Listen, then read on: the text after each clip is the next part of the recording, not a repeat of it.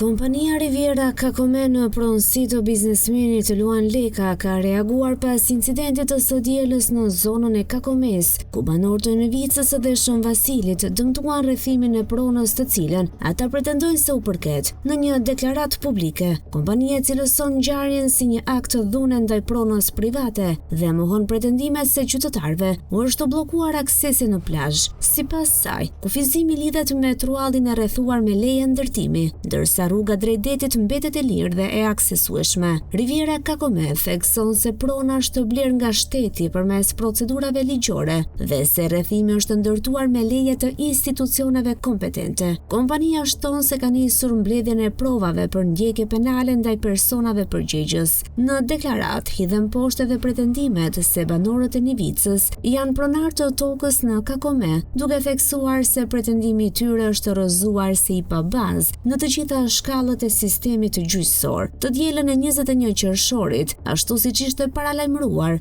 banorët e Nevicës të mbërritur nga qytete të ndryshme të vendit dhe emigrant protestuan në Kakome. Protesta nisi me shembjen e rrethimit që ndalon të hyrjen drejt plazhit, ku sipas pretendimeve të qytetarëve, rrethimi i vendosur për 22 vitesh nuk i lejonte të shkonin në tokat e tyre dhe pushuesit vendas dhe të huaj të bënin plazh.